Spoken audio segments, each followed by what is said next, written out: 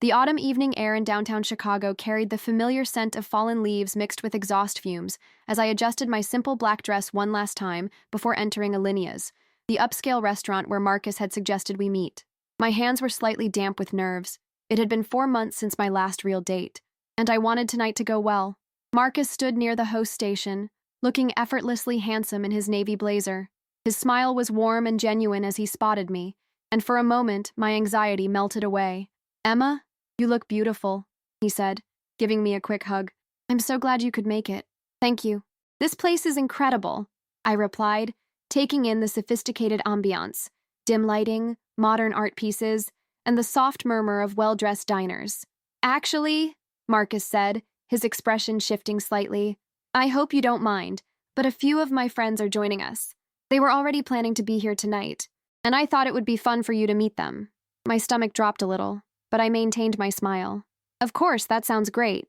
He led me to a corner table, where 3 people were already seated, 2 women and a man, all impeccably dressed, and radiating the kind of confidence that comes with never having to check your bank account before ordering. "Everyone, this is Emma," Marcus announced. "Emma, meet Jessica, Vanessa, and Brad." Jessica, a striking blonde in what looked like a designer silk blouse, extended a manicured hand with a smile that didn't quite reach her eyes. "So nice to meet you, Emma. Marcus has told us absolutely nothing about you, which is very mysterious." The comment stung, though she delivered it with a laugh that made it seem like a joke. Vanessa, equally polished but with dark hair swept into a perfect chignon, looked me up and down with barely concealed assessment. "Love your dress. It's so classic." The word classic hung in the air like a diplomatic way of saying basic, and I felt my cheeks warm.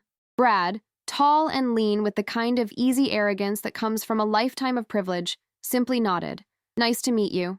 As we settled into our seats, I noticed how they all seemed to know exactly which wine to order, which appetizers were absolutely divine, and they spoke in shorthand about people and places I'd never heard of.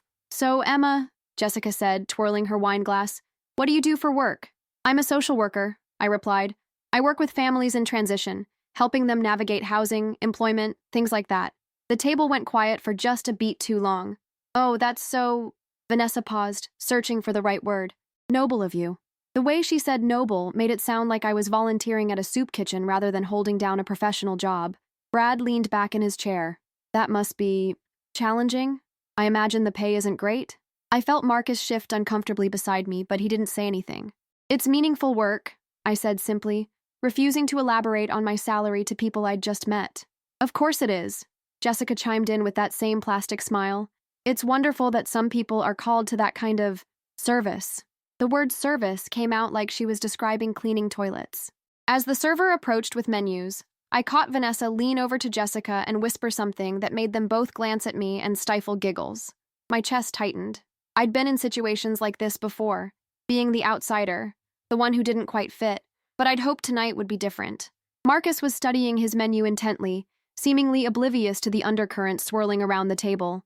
"The lamb here is exceptional," Brad announced to the group, "though I suppose it's quite pricey." He looked directly at me when he said it, and I realized this evening was going to be a lot longer than I'd anticipated. Chapter 2. The Test. 20 minutes into dinner, I understood exactly what was happening. Every question was a probe, every comment a subtle test designed to reveal my inadequacies. "So, Emma," Vanessa said, cutting into her $65 Wagyu steak, "where do you live?" "Logan Square," I answered, spearing a piece of my modestly priced salmon. "Oh!" Jessica's eyebrows shot up in mock surprise. "That's up and coming, isn't it?"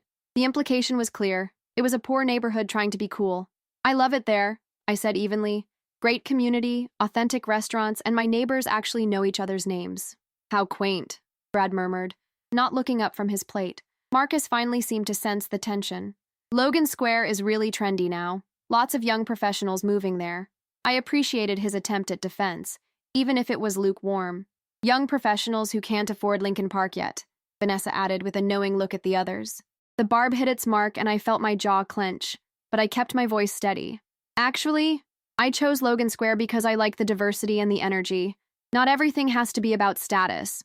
"Of course not," Jessica agreed, though her tone suggested otherwise.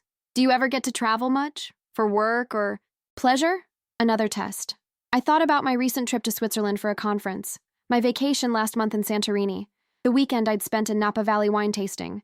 But something held me back from sharing. Here and there, I said vaguely. That's too bad, Vanessa said with false sympathy. Travel really broadens the mind, doesn't it? Brad just got back from 3 weeks in Southeast Asia. Private guides, 5-star resorts, the works. Brad launched into a detailed account of his expensive adventure, clearly meant to highlight the gap between his experiences and what they assumed were mine. I nodded politely, though inside I was thinking about the month I'd spent in Thailand 2 years ago, staying in local guest houses and exploring temples off the beaten path, a trip that had been far more authentic than anything Brad was describing. Emma's probably never been anywhere like that, Jessica said, leaning toward Marcus as if I wasn't sitting right there. I'm sure she has her own adventures, Marcus replied weakly. The conversation moved on to other topics. Their jobs in finance and consulting, their weekend plans in the Hamptons, their mutual friends with trust funds and family connections.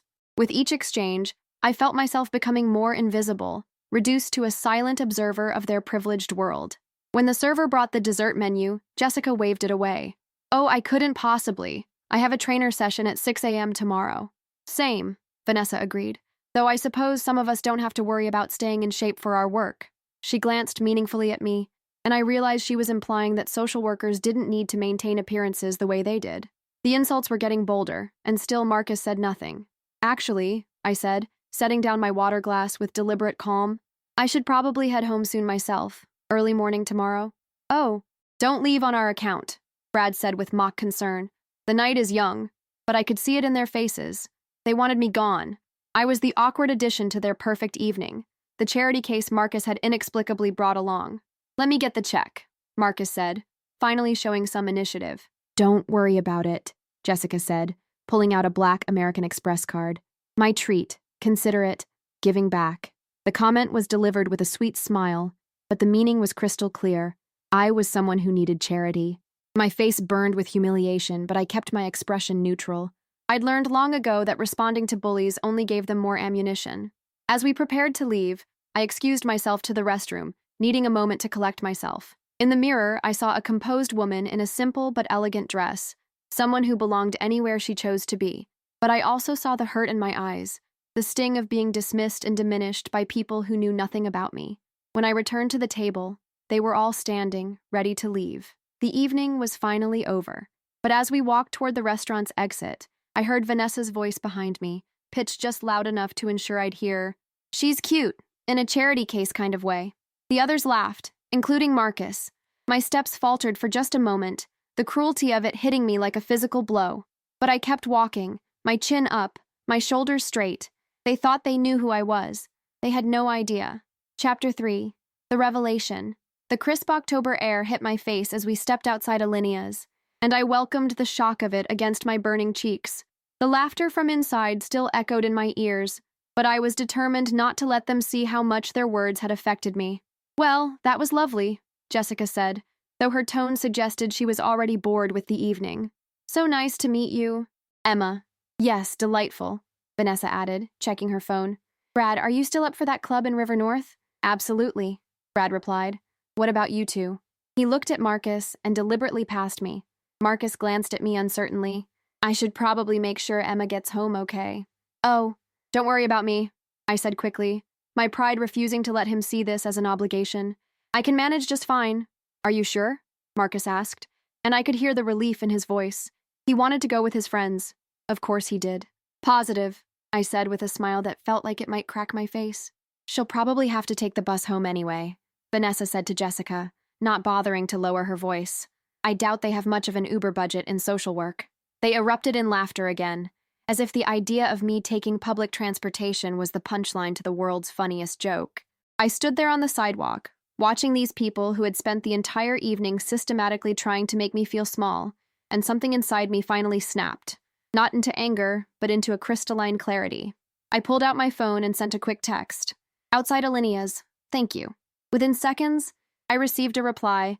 2 minutes out, Miss Carter. Actually, I said, turning back to the group, I think I'll be just fine. That's when we all heard it, the deep, distinctive rumble of a high-end engine approaching. A sleek, black stretch limousine turned the corner onto North Halstead Street, its chrome details gleaming under the streetlights. Jessica stopped mid-sentence, her mouth falling slightly open. The limo pulled up directly in front of us with the kind of precision that spoke of professional drivers and scheduled pickups. The engine purred to a stop, and a man in a crisp black suit and chauffeur's cap stepped out. "Miss Carter?" he said with a respectful nod, moving to open the rear passenger door. "Your ride is ready. I apologize for the slight delay." The sidewalk fell completely silent except for the distant hum of Chicago traffic. I looked at Marcus, whose face had gone pale with confusion, then at Jessica, Vanessa, and Brad, who were staring at the limousine as if it had materialized from another dimension. "Thank you, James," I said to the driver, my voice steady and calm. "I appreciate your patience." I turned back to the group, and for the first time all evening, I let my real smile show. Not the polite, accommodating expression I'd worn during dinner, but the confident smile of someone who had been vastly underestimated. "Thank you for dinner," I said, looking directly at Jessica, who was still holding her American Express card like a shield. It was educational. I walked toward the limousine, my heels clicking decisively on the concrete. James held the door open as I approached, and I paused at the threshold. "Oh, and Marcus?" I called back. "Next time you want to impress your friends, maybe choose someone who actually needs impressing." I slid into the luxurious back seat, the soft leather enveloping me like an embrace. The interior was pristine, mood lighting, a small bar, and the kind of silence that only comes from superior sound insulation. Through the tinted window, I could see the four of them still standing on the sidewalk, frozen in disbelief. Jessica's mouth was actually hanging open now, and Brad looked like someone had just told him his trust fund had been donated to charity. James closed the door with a satisfying click and returned to the driver's seat. "Where to, Miss Carter?" he asked through the intercom. "Home, please," I said, settling back into the seat with a sigh. "And James? Take the scenic route. I need a few minutes to decompress." "Of course, miss." As the limousine pulled away from the curb, I caught one last glimpse of Marcus and his friends in the side mirror. They were still standing there, still staring, probably trying to figure out what they'd just witnessed.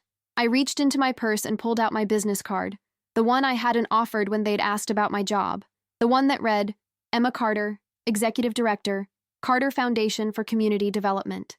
The one that didn't mention that the foundation I ran was built with the inheritance from my grandfather's real estate empire, or that helping families in transition meant overseeing a $50 million operation that had purchased and renovated over 200 low-income housing units across Chicago. The one that didn't explain why I drove a modest Honda Civic instead of the BMW in my garage, or why I shopped at Target instead of Nordstrom, or why I lived in Logan Square instead of the Gold Coast penthouse I also owned. Some people collected art or cars. I collected genuine human connections and meaningful work. Tonight had reminded me why. Chapter 4. The Aftermath. 3 days later, I was in my office at the Carter Foundation, reviewing grant applications, when my assistant knocked on the door. "Emma, there's someone here to see you. Says his name is Marcus." I looked up from the stack of papers, genuinely surprised. Through my office's glass wall, I could see him in the lobby, looking decidedly less confident than he had at dinner. "Send him in," I said. Marcus entered my office and stopped short, taking in the awards on the walls, the family photos with recognizable Chicago philanthropists, and the view of the city skyline from the 30th floor. "Emma," he began, then seemed to lose his words. "Marcus," I said evenly, not standing up from my desk. "This is unexpected." He sat down in the chair across from me, running his hands through his hair. I owe you an apology. Several apologies, actually." "Do you?" I asked, leaning back in my chair. "I Googled you," he admitted. "After Monday night, I should have done that before. Or better yet, I should have just listened when you were telling us about your work. And what did you find?" I was curious to hear his version. "Emma Carter, Executive Director of the Carter Foundation, winner of the Chicago Tribune's 40 Under 40 for Community Leadership, keynote speaker at the National Social Work Conference, graduate of Northwestern with a master's in social policy." He paused. "And apparently your foundation has an endowment of $52 million.